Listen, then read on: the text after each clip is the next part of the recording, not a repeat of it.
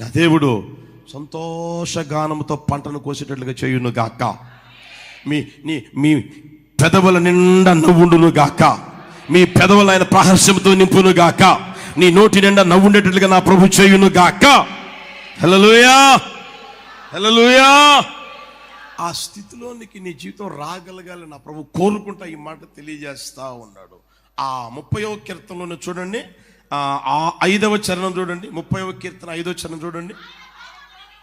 ఆయన కోపము నిమిషమాత్రం ఉండును, ఆయన ఆయుష్ ఆయన దయ ఆయుష్కాలం అంతయు నిలుచును.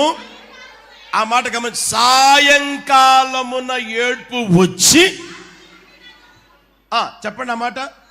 సాయంకాలమున ఏడ్పు వచ్చి రాత్రి ఉండినను. విశ్వసిస్తున్నారా? చెప్పండి గట్టిగా, విశ్వసిస్తున్నారా? నా ప్రభు చేయును గాక, నా ప్రభు చేయును గాక. హల్లెలూయా. ఆ మాట చూడండి, అక్కడ సాయంకాలమున ఎప్పుడు వస్తుందంట? సాయంకాలం వస్తుందంట. రాత్రంతా ఉన్నా ఉదయాన్ని ఏం జరుగుద్దంట? హల్లెలూయా. మన క్యాలెండర్లు ఎలా ఉంటుంది అంటే, ఉదయమును అస్తమయమును కలుగుగా ఒక దినమాయను అని ఉంటుంది మన క్యాలెండర్. అయితే యూదుల క్యాలెండర్ లేదా ఇశ్రాయేల్ క్యాలెండర్ ఎలా ఉంటుంది తెలిసిన? అస్తమయమును ఉదయమును కలుగగా ఒక దినమాయను. బైబిల్ అదే ఉంటుంది. 1వ అధ్యాయం అంతా మీరు చదువుకోండి. 1వ అధ్యాయం 5వ వచనమైనా, 1వ అధ్యాయం 8వ వచనం, 13వ వచనం, 19వ వచనం, 20వ వచనం, 23వ వచనం, 31వ వచనం మీరు చూస్తే అక్కడ ఏమని రాబడి తెలిసిన? అస్తమయమును ఉదయమును కలుగగా ఒక దినమైంది. హల్లెలూయా. ఇజ్రాయెల్ దేశానికి వచ్చిన వాళ్ళకి తెలుస్తుంది ఆ విషయం. సోమవారం నుంచి శనివారం సాయంత్రం వరకు, ఏమండి, శనివారం శుక్రవారం సాయంత్రం వరకు ఏ టైంలో అయినా మనం హోటల్కి పోవచ్చు, ఏ టైంలో హోటల్ నుంచి తిని వచ్చేయచ్చు. అయితే సబ్బాత్ డే అనేది వస్తే 6 లోపే మనం తిని వెళ్ళిపోవాలి. 6 తర్వాత యూదుల హోటల్లో మనల్ని అడుగు కూడా పెట్టనీరు. 6 తర్వాత పొరపాటు కూడా ఉంచనీరు. ఎందుకు తెలిసినా? వాళ్ళకి సబ్బాత్ డే ప్రారంభమవుతుంది, సాయంత్రం ప్రారంభమవుతుంది, 6కు ప్రారంభమవుతుంది. ఆ రోజు 6కు ప్రారంభమై తర్వాత రోజు 6కు ముగిస్తారు. అర్థమవుతుందా? అదే విధంగా బైబిల్లో రాయడం మాట చూడండి. సాయంకాలమున ఏడ్పు వచ్చి, చెప్పండి గట్టిగా, రాత్రంతా ఉండవచ్చు, ఉదయమున. హల్లెలూయా, హల్లెలూయా. నా దేవుడికి మీదట మీ నోటి నిండా నవ్వుండేటట్లుగా చేయును గాక.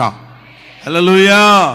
నా దేవుడు మీ కన్యలని నాట్యముగా తిప్పును గాక, మీ అంగలార్పుని నాట్యముగా మార్చును గాక. హల్లెలూయా. యేసు ప్రభు ఈ లోకంలో ఉన్నప్పుడు తెలియజేసిన మాట తెలిసిన? మీ దుఃఖము, చెప్పండి, మీ దుఃఖము సంతోషమగును, మీ దుఃఖము సంతోషమగును, మీ బాధ సంతోషంగా మార్చబడుతుంది, మీ కన్నీళ్లు సంతోషంగా మార్చబడతాయి. విశ్వసించు నా దేవుడు ఆ కార్యము చేయును గాక. 2వ మాట చూడండి. సమూయేలు 2వ పుస్తకం 15వ అధ్యాయం 31వ వచనం. సమూయేలు 2వ పుస్తకం 15వ అధ్యాయం 31వ వచనం చూడండి. అంతలో ఒకడు వచ్చి అబ్షాలోము చేసిన కుట్రలో అహీతోపేలు చేరి ఉన్నాడని దావీదునకు తెలియజేయగా, దావీదు యెహోవా అహీతోపేలు యొక్క ఆలోచనను చెడగొట్టుమని దావీదు చిన్న ప్రార్థన చేశాడు. ఏమని తెలిసిన? యెహోవా అహీతోపేలు యొక్క ఆలోచన చెడగొట్టు. ఏంటి ఆలోచన? ఎవరు ఆ వ్యక్తి అని అంటే, ఏమండి, దావీద్ అంటే గిట్టని వాడు. దావీదు మీద ఏమండి పితరులు చెప్పేవాడు. వాడి గురించి రాయబడిన మాట తంటాల మారి అని రాయబడింది. తంటాల మారి పితరులు చెప్తా ఉంటే ఎప్పుడు ఇదే బతుకనమాట. అర్థమవుతుందా? అలాంటి బ్రతుకుతా ఉన్న ఆ వ్యక్తి అబ్షాలోము రాజ్యాన్ని పరిపాలన చేస్తున్నప్పుడు అబ్షాలోము దగ్గరికి వచ్చి ఆలోచన చెప్తా ఉన్నాడు. ఏమండి, ఇదిగో ఇంతమందిని సైన్యాన్ని తీసుకుపోయి ఇంతమందిని తీసుకుని వెళ్ళి నేను మీ డాడీని చంపేస్తా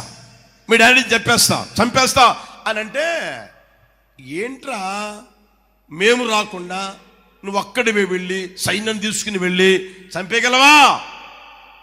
నీ వల్ల అవుతుందా? అయ్యా ఇప్పుడు కానీ పోయామనుకో మీ డాడీ బాధతో ఉంటాడు, ఏడ్చుకుంటా ఉంటాడు. ఏంది కర్మ, ఏంది బాధ, ఎందుకు ఈ వేదన, ఎందుకు కలిగిందా అని ఏడ్చుకుంటా ఉంటాడు. ఒకప్పుడు బలవంతుడే, పరిస్థితులు తారుమారయ్యాయి కనుక ఇప్పుడు బలహీనుడిగా మారిపోయి ఉంటాడు కనుక ఇప్పుడు నేను వెళ్ళి చంపేస్తానంటే ఆ పక్కలోనే ఇంకొకడు ఏం చేశాడు తెలిసిన? అయ్యా మీ డాడీని చంపడం సామాన్యం కాదు. అతగాడు సింహాన్ని చంపిన వ్యక్తి, అతగాడు ఎలుగుబండిని చంపిన వ్యక్తి, అతగాడు గొల్యాతి మీదకి వెళ్ళి చంపిన వ్యక్తి. అతగాడు ఏమంటే సామాన్యుడు కాదు, యుద్ధ నేర్పరి, సామాన్యుడు కాదు. అతగాడి మీదకి వెళ్ళాలంటే నీవు బయలుదేరాలి, అతగాడి మీదకి వెళ్ళాలంటే సైన్యం బయలుదేరాలి. అందరూ వెళితే అప్పుడు చంపగలము అన్న ఆలోచన ఒకరు చెప్తే, ఏమంటే ఈ అహీతోపెలు గాడేమో ఈ ఆలోచన చెప్తే, ఆ ఆలోచన ప్రియమైన వాళ్ళరా ఏమంటే అబ్షాలోముకైతే నచ్చింది కానీ, అబ్షాలోము అయితే మెచ్చాడు కానీ మిగతా వాళ్ళు నచ్చల. ఆ విషయం దావీదుకి ఎప్పుడైతే తెలిసిందో దావీదు చిన్న ప్రార్థన చేస్తా ఉన్నాడు. ఏమని? అహీతోపెలు యొక్క, గట్టిగా చెప్పండి, అహీతోపెలు యొక్క ఆలోచన చెడగొట్టు. అహీతోపెలు యొక్క ఆలోచన ఇంగ్లీష్లో మీరు ఉంటే చూడండి, టర్న్, తిప్పివేయండి, అతని ఆలోచన మార్చివేయండి అని ఎప్పుడైతే చిన్న ప్రార్థన చేశాడో దేవుడు ఆ ప్రార్థన ఆలకించి ప్రియమైన వాళ్ళరా ఆ ఆలోచన చెడగొట్టబడినట్లుగా దేవుని వాక్యం మనం గమనించగలుగుతానే ఉన్నాం. యేసయ్యకి మహిమ కలుగును గాక. కనుక ఈ రోజున నా దేవుని సన్నిధికి వచ్చిన ప్రియమైన వాళ్ళరా, నిన్ను నన్ను మనందరినీ ప్రేమించి మన అంతరంగ ఎదులొత్తుల్లో దాగిన స్థితిని ఎరిగి, ఒకవేళ ఎవరైనా నీకు విరోధంగా ఏదైనా ఏమండి ఆలోచన చేస్తూ ఉన్నారేమో, శత్రువు ఆలోచన చేస్తూ ఉన్నాడేమో, ఆ శత్రువు యొక్క ఆలోచన నిర్మూలన చేయబడును గాక. శత్రువు యొక్క ఆలోచనని నా దేవుడు మార్చును గాక. శత్రువు యొక్క ఆలోచనని ఆయన త్రిప్పివేయును గాక. హల్లెలూయా. అప్పుడప్పుడు మీరు మాట్లాడుతూనే నా దగ్గరకు చెప్తానే ఉంటారు, నా ప్రార్థన చేయండి అన్నా అని. ఈ రోజున రాసి పెట్టుకో, నా దేవుడు వారి ఆలోచన త్రిప్పివేయును గాక, ఆ ఆలోచన నిర్మూలన చేయును గాక, ఆ ఆలోచన నా దేవుడు మార్చును గాక. మీ శత్రువు యొక్క ఆలోచనని ఆయన త్రిప్పివేయుటలో శక్తి కలిగిన వాడు, సమర్థుడైన దేవుడు. హల్లెలూయా. ఒకవేళ ఎవరు ఆ ఆలోచన త్రిప్పలేకపోవచ్చు ప్రియమైన వాళ్ళరా, నా దేవుడు త్రిప్పుడుకు సర్వశక్తి కలిగిన వారు కనుక ఆ కార్యము చేయును గాక. యేసు ప్రభువు వారు ఈ లోకంలో సంచరిస్తున్న రోజుల్లో మీరు చూడండి, లూకా సువార్తమానం 6:11 చూడండి. అప్పుడు వారు వెర్రి కోపముతో నిండుకొని యేసును ఏమి చేయుదమా అని ఒకనితో ఒకడు ఏం చేశారంట? ఒకనితో ఒకడు మాట్లాడుకుంటా, ఏమి చేద్దాం, యేసయ్యని ఏమి చేద్దాం. యేసయ్య ఏం చేశాడు? అక్కడ దుర్మార్గమైన పని చేశాడా? నీతిమాలిన పని చేశాడా? లేకపోతే క్రమం తప్పి నడిపించబడ్డా అని మనం గమనిస్తే ఏమి జరగల. అక్కడ ఓచ చెయ్యగలవాడు ఒకడు ఉంటే ఆ చెయ్యగలవాడిని చూసి, లే నీ చెయ్యి చాపు అని అన్నాడు. వాడు ఎప్పుడైతే విన్నాడో, ఆ మాటకు లోపడ్డాడో, చెయ్యి చాపితే బాగుపడిపోయాడు. అర్థమవుతుందే? ఆ బాగుపడిన ఆ సందర్భాన్ని బట్టి, అరే విశ్రాంతి దినాన్ని స్వస్థపరుస్తాడు, ఇతను విశ్రాంతి దినాన్ని స్వస్థపరుస్తాడా, చేయకూడదు కదా అని. ప్రియమైన వాళ్ళరా చూడండి, యేసును ఏమి చేయుదుమా అని మీరు 7వ వచనం కూడా చూస్తే, శాస్త్రులు పరిసయ్యులు ఆయన మీద అసలు వచ్చింది అందుకు, యేసు ప్రభు దగ్గరికి వచ్చింది అందుకు. అర్థమవుతుందా? ఏమి నేరం మోపుదాం అని ఏమంటే వెతుకుతా ఉంటే ఈ చెయ్యి బాగు చేస్తే ఏం చేద్దాం అన్నారు. తర్వాత మార్కు సువార్తమానం 3:6 చూడండి, 3వ అధ్యాయం 6వ వచనం చూడండి. పరిసయ్యులు వెలుపలికి పోయి వెంటనే హేరోదీయులతో కలుసుకొని ఆయన నేలకు సంహరింతుమా అని ఆయనకు విరోధముగా ఆయన్ని చంపేద్దాం, ఆయన్ని ఎలాగూ చంపేద్దాం, ఆయన్ని ఎలాగూ చంపేద్దాం అని యేసయ్యకి విరోధముగా ఆలోచన చేస్తానే ఉన్నారు. 22:15 చూడండి, మత్తయి సువార్తమానం 22:15. అప్పుడు పరిసయ్యులు మాటలలో ఆయన చిక్కుపరచవలనని, ఎవరిని? యేసయ్యని మాటలలో చిక్కుపరచవలనని.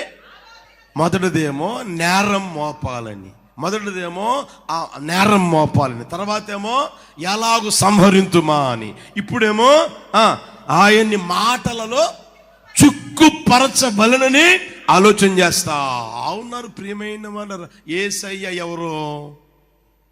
బైబిల్ ఏమనుంది? ఆశ్చర్యకరుడు. గట్టిగా చెప్పండి. యేసయ్య ఎవరు? ఆశ్చర్యకరుడు, ఆలోచన కర్త. ఆలోచనకి కర్త ఎవరు? గట్టిగా చెప్పండి. ఇప్పుడు ఆయన మీద ఏం చేస్తున్నారు వీళ్ళు? ఆలోచిస్తున్నారు. ఆలోచనకి కర్త అయిన యేసయ్య మీదే ఆలోచన కలిగి ఉన్నారు. ఎలా నేరం మోపుదాం, ఎలా చంపేద్దాం, ఎలా మాటల్లో చిక్కుపరుద్దాం అని ఆయన మీదే ఆలోచన చేస్తా ఉన్నారు. మరి నీవెంత నేనెంత? ఇప్పుడు అర్థమైందా? ఆలోచనకర్త అయిన యేసయ్యనే అలా చేద్దామని చూసినప్పుడు నీవెంత నేనెంత? సైతాన్ గాడికి నువ్వెంత నేనెంత? శత్రువుకి నువ్వెంత నేనెంత? ఆలోచన చేయరా?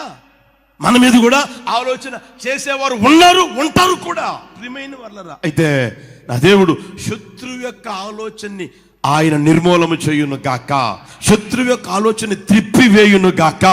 మీరు ఇంకా జాగ్రత్తగా ఆలోచన చేయగలిగితే ఒక వాక్యం చూపిస్తాను చూడండి. లూకాసు వర్తమానం 22:4. లూకాసు వర్తమానం 22:4. వాడు వెళ్ళి, ఎవరు వాడు? యోధాగాడు. చూడండి, వాడు వెళ్ళి ఆయనను వారికెలాగు అప్పగింపవచ్చునో దానిని గూర్చి ప్రధాన యాజకులతోనూ అధిపతులతోనూ మాట్లాడుతా ఉన్నాడు, ఆలోచన చేస్తా ఉన్నాడు. ప్రధాన యాజకులు ఉన్నారు, తర్వాత అక్కడ అధిపతులు ఉంటే, అదేనండి యేసయ్య శిష్యునేనండి, నేను యేసయ్యతో తిరుగుతూనే ఉంటానండి, యేసయ్య నాకు బాగా పరిచయమేనండి, ఇదిగో డబ్బు సంచి కూడా నా చేతికి ఇచ్చాడండి, ఆయనకి నేనంటే పిచ్చండి, ఆయనకి నేనంటే ప్రాణం అండి, ఆయనకి నేనంటే ప్రేమ అండి అని ఏమండి చెప్పుకుంటా అదేనండి. ఎలా పట్టించమంటారు? పట్టిస్తే నాకు ఎంత వస్తుంది, పట్టిస్తే నాకేంటంట అని ఒకరితో ఒకరు డిస్కషన్ చేస్తా ఆలోచిస్తా ఉన్నారంట. అర్థమవుతుందా? ఈయన్ని శిష్యుడిగా చేసుకున్నది ఎవరు? నోరు తెరండి. సేవకి పిలిపించింది ఎవరు?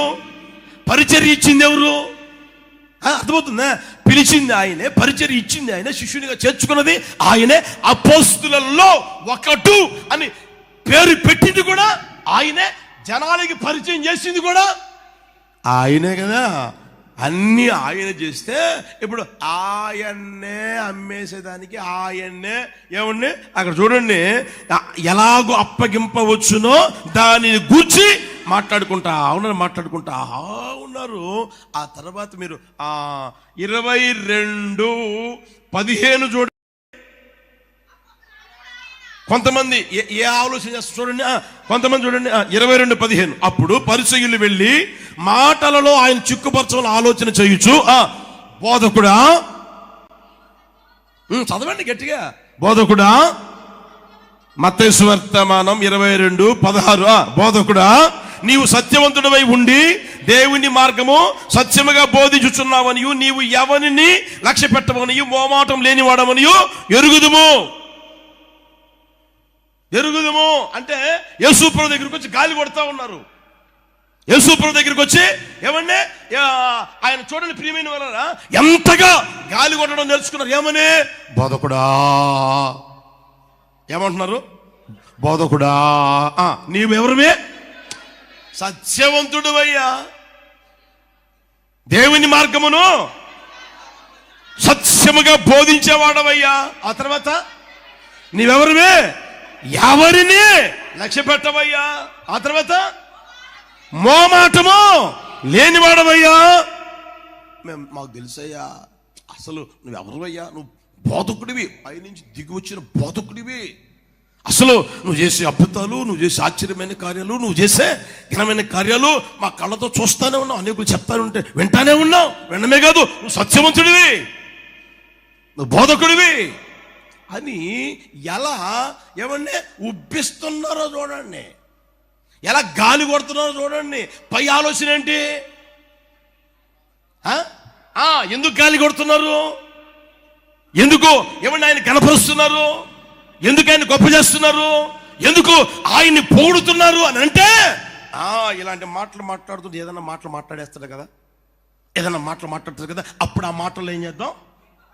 చిక్కించుకుందాం. ఆ మాటల్లో చిక్కిన చేస్తా ఉన్నారు. గమనించని ప్రియమైన వాళ్ళ, ఈ రోజున ఒకవేళ అలాంటి పరిస్థితుల్లో నీ జీవితం నడిపించబడుతూ ఉందా?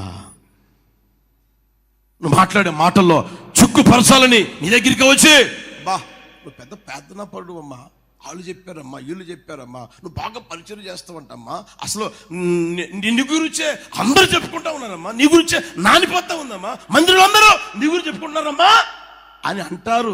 ఆ మాటలు నువ్వు విని నువ్వు ఉబ్బిపోయి గాలి కొట్టిన బెలూలాగా ఇంత ఉబ్బిపోయి నీ నోరు జారవనుకో. ఇప్పుడు చెప్పండి, అర్థమైందా? బైబిల్ చదివేటప్పుడు ఇవన్నీ జాగ్రత్తగా ఆలోచన చేసుకుంటా చదవండి. యేసయ్యకి మహిమ కలుగును గాక. హల్లెలూయా, హల్లెలూయా. నీ దగ్గరికి వచ్చి ఒకడు గాలి కొడుతున్నా అంటే అప్పుడు అర్థం చేసుకోవాలా, వీడు నా నాశనాన్ని కోరుకునే దరిద్రుడు రా అని. చాలా జాగ్రత్తగా గమనించండి. నీ దగ్గరికి వచ్చి ఒకడు పొగుడుతున్నాడు అంటే, నీ దగ్గరికి వచ్చి గాలి కొడుతున్నాడు అంటే, నీ దగ్గరికి వచ్చి ఏమండి ఇక నీళ్ళలో ఉంటాయి కదా అవన్నీ చెప్తున్నాడంటే, వీడు నా నాశనాన్ని కోరుకుంటాను, వీడు నా బాగును కోరుకునేవాడు కాదు అని నువ్వు ఎంత జాగ్రత్తగా ఉంటే అంత మేలు కలుగును గాక, అంత దీవెన కలుగును గాక. హల్లెలూయా, హల్లెలూయా. ఆ స్థితిని గమనించని ప్రియమైన, ఒకవేళ శత్రువులు నీ మీద ఆలోచన చేస్తున్నారా,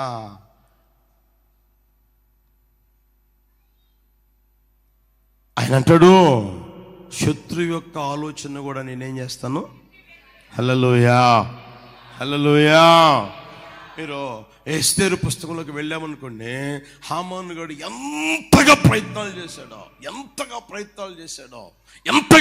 ఆలోచన చేశాడో. రాజుగారి దగ్గరికి పోయి రాజుగారు ఏమంటే రాజుగారికి వాళ్ళ గురించి చెప్పి వాళ్ళని చంపేటట్లుగా ఎంత ఆలోచన చేశాడో ప్రియమైన వాళ్ళ. దేవుడు దాన్ని అలా జరగనిచ్చాడా? ఆయన త్రిప్పివేయును గాక, ఆయన మార్చును గాక. హల్లెలూయా, హల్లెలూయా.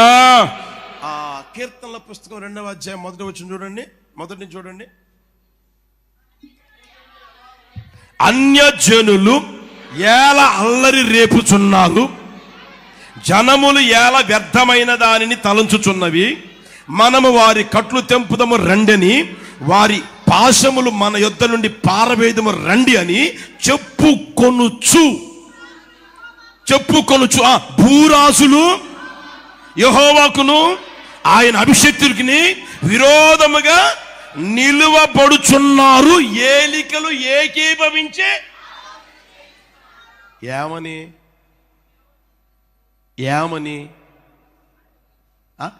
ఆ మాట చూడండి అక్కడ. భూరాజులు యెహోవాకును ఆయన అభిషేక్తునికి విరోధముగా నిలవబడుచున్నారు, ఏలికలు ఏకీభవించి ఆలోచన చేస్తా అంటే అందరూ ఏకమయ్యే ఆలోచన చేస్తా ఉన్నారంట. అర్థమైందా? ఏమని ఆ మాట చూడండి, అక్కడ చూడండి. వ్యర్థమైన దాన్ని తలంచుతా, అన్ని జనులు అల్లరి చేస్తా, వారి కట్లు మనము తెంపుదము రండి, వారి పాశను మన ఎదురు నుండి పారవేయదము రండి అని చెప్పుకుంటా ఉన్నారు. వారి వల్ల అవుతుందా? ఇప్పుడు నేనున్నాను, నేను కట్టబడి ఉన్నాను, నా కట్లు తెంపడం శత్రువు వల్ల అవుతుందా? వాడు ఏమంటాడు చూడండి ఇక్కడ, మనము వారి కట్లు తెంపుదము రండి, ఆ తర్వాత వారి పాశములో మన పారవేయుదము రండి, వాళ్ళ వల్ల అవుతుందా? శత్రువు నిన్ను విడిపిస్తాడు ఏ రోజున అనుకోగలవా? శత్రువు నిన్ను విడిపిస్తాడు ఏ రోజున అనుకోగలవా? ఏ రోజున విడిపిస్తాడా? శత్రువుకి నువ్వు దొరికితే ఏమో నువ్వు నీ ప్రాణాన్ని తీయాలని చూస్తూ ఉంటాడా? నీకు మేలు చేయాలని చూస్తూ ఉంటాడా? ఇప్పుడు చూడండి, అక్కడ ఆ భూరాజులు ఏకముగా కూడి ఆలోచన చేస్తా ఉన్నారంట. ఒకవేళ ప్రియమైన వాళ్ళరా, అందరూ కలిసి ఏకముగా కూడి నీ మీద ఏమన్నా ఆలోచన చెయ్యగలిగిన స్థితిలో నీకు వచ్చి ఉండవచ్చు. అయితే నువ్వు అనుకోవాల్సిన మాట ఏం తెలిసినా, అక్కడ చూడండి, యెహోవాకును ఆయన అభిషేకించిన వానికి ఆ మాట నీకు ఉండగలగాలి. ఆ మాట నీ మనసులో మెదిలాడగలగాలి. నేనెవరిని? దేవుని ద్వారా అభిషేకాన్ని పొందిన వ్యక్తిని. హల్లెలూయా, హల్లెలూయా. దేవుని ద్వారా అభిషేకాన్ని పొందిన వ్యక్తిని కనుక ఎంతమంది ఏకమై, ఎంతమంది శత్రువులు ప్రియమైన వాళ్ళరా ఏమన్నా ఆలోచన చేసినా కూడా నా దేవుడు ఏం చేస్తాడు? దాన్ని నీవెవరివి? దేవుని ద్వారా అభిషేకాన్ని పొందిన వ్యక్తివి. దేవుని ద్వారా అభిషేకాన్ని పొందిన వ్యక్తివి. దావీదు చూడండి, దేవుని ద్వారా అభిషేకాన్ని పొందిన వ్యక్తి. దేవుని ద్వారా అభిషేకాన్ని పొందిన వ్యక్తి కనుక దావీదు జీవితం అంతకంతకు వర్ధిల్లుతానే ఉంది, అంతకంతకు తేజలుతానే ఉంది, అంతకంతకు గణపరచబడతా, అంతకంతకు దీవించబడతానే ఉన్నాడు. కానీ ఆయన శత్రువులు ఆశీర్వదించబడినట్టుగా, ఆయన శత్రువులు తేజునట్టుగా బైబిల్లో రాయబడి ఉందా? కుటుంబం అంతకంతకు, చెప్పండి, అంతకంతకు వర్ధిల్లు, అంతకంతకు తేజరిల్లును. సౌలు కుటుంబీకులను అంతకంతకు. జాగ్రత్త ప్రియమైన వాళ్ళ. అహీతోపెలు ఏం చేశాడు? చెప్పండి, ఆలోచన చేశాడు. ఏం చేశాడు? తర్వాత ఉరి పెట్టుకొని చచ్చాడు. కారణం దావీదు చూసిన అభిషేకించబడిన వ్యక్తి, దావీదు అభిషేకాన్ని పొందుకున్న వ్యక్తి. దావీదు తల మీద ఆయన అభిషేకం ఉంది ప్రియమైన వాళ్ళ. అందుకని ఆయన అంటాడు, భూరాజులు ఏం చేశారంట? యెహోవాకును ఆయన అభిషేక్తుని విరోధముగా నిలబడి ఉన్నారు, ఏలికలు ఏకీభవించి ఆలోచన చేస్తా ఉన్నారు. అయినా సరే ఆ శత్రువు యొక్క ఆలోచన అన్ని నా దేవుడు త్రిప్పివేయును గాక. నీవు ఉన్న చోటైనా, నువ్వు ఉద్యోగం చేస్తున్నావు ఆ చోటైనా, నువ్వు వచ్చిపోతూ ఉన్న ఆ ప్రాంతమైనా సరే, ఎక్కడైనా సరే నీకు విరోధముగా ఆలోచన చేశారా, ఆ ఆలోచన చెడగొట్టబడును గాక, ఆ ఆలోచన త్రిప్పివేయబడును గాక, ఆ ఆలోచన మార్చబడును గాక. నా యేసయ్య మార్చును గాక. హల్లెలూయా. అక్కడే వాళ్ళు దేవుడు ఏం చేశారో చూడండి, 4వ వచనం గమనించండి. అక్కడే ఆకాశమందు ఆసీనుడగు వాడు నవ్వుతా ఉన్నాడంట. ప్రభు వారిని చూసి అపోషిస్తా ఉన్నాడంట. ఆయన ఉగ్రుడై ప్రచండ కోపము చేత వారిని ఏం చేశాడంట? ఒకసారి గమనించండి ఆ మాటలు ప్రియమైన వాళ్ళరా. కనుక నీ వ్యక్తిగత జీవితంలో ఎప్పుడు దేనికి భయపడకుందువు గాక. హల్లెలూయా. నిన్న ఉదయం దేవుడు నాతో మాట్లాడిన మాటలు వాగ్దానంగా చెప్పా. భయాన్ని నీవు పుట్టించుదువు గాక. హల్లెలూయా. నువ్వు భయపడ్డం ఏంటి? నెహెమ్యా అంటాడు, నేను నా వంటి వాడు భయపడవచ్చునా? నేను నా వంటి వాడు భయపడవచ్చునా? నేను నా వంటి వాడు పారిపోవచ్చునా? అర్థమవుతుందా? సమస్య వచ్చిందా, బాధ వచ్చిందా, ఇరుకొచ్చిందా, అది ఏదైనా సరే నేను నా వంటి వాడు భయపడవచ్చు, నా వంటి వాడు పారిపోవచ్చునా? యేసయ్యకి మహిమ కలుగును గాక. దేవుడు వాళ్ళని ఏం చేస్తా తెలిసినా తల్లడిల్ల చేయును గాక. ఆ మాట చూడండి, అక్కడ ఆయన ఉగ్రుడై వారితో పలుకును, ప్రచండ కోపము చేత వారిని ఏం చేస్తాడంట? వారిని తలనింపు చేస్తాడు. నిశ్చయముగా నా దేవుడు మనందరినీ నానాటికి అభివృద్ధి పదంలో నడిపించును గాక, నానాటికి తేజంలో చేయును గాక. నా దేవుడు ఈ సేవని నానాటికి తేజంలో చేయును గాక. శత్రువు యొక్క ఆలోచనని నిర్మూలన చేయును గాక. శత్రువు యొక్క ఆలోచనని ఆయన త్రిప్పివేయును గాక. హల్లెలూయా. నా నాటికి నీవు, నీ కుటుంబం, నీ పిల్లలు, నీకు కలిగిన సమస్తం అభివృద్ధి పదంలోకి వస్తుంది. తేజరులను గాక. నువ్వు ఎప్పుడు భయపడకూడదు. నాయను నా వంటి వాడు, నేను నా వంటి వాడు. హల్లెలూయా. అర్థమవుతుందా? నిన్ను చూసి అది పారిపోవాలి కదా, దాన్ని చూసి నువ్వు పారిపోవడం ఏంటి? పిరికొడివిలాగా, పిచ్చోడివిలాగా, ఎర్రోడివిలాగా. అర్థమవుతుందా? దాన్ని గుర్తిరుగుదువు కాక. ఇంకొక మాట చెప్తాను చూడండి. ఇర్మియా పుస్తకం మొట్టమొదటి మూలవాక్యం చదివామే, ఆ వాక్యం చూడండి. 18వ వచనం, 31:18. గట్టిగా అందరు చదవండి, హృదయపూర్వకంగా చదవండి.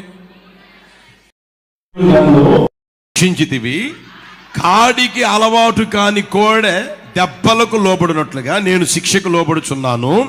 నీవు నా దేవుడివైన యెహోవావు, నీవు నా మనసును త్రిప్పిన ఎడల నేను తిరుగుదును అని ఎఫ్రాయిము అంగలార్చుచుండగా నేను ఇప్పుడే వింటా ఉన్నాను. దేవుడు అంటాడు, అతగాడు నా దగ్గరికి వచ్చాడురా, నా మనసుని త్రిప్పమని ఏడుస్తూ ఉన్నాడురా, నా మనసుని త్రిప్పమని ఏడుస్తూ ఉన్నాడురా. అందుకని నేను ఇప్పుడే వింటా ఉన్నాను, అతని మనస్సును నేను త్రిప్పుదును. హల్లెలూయా.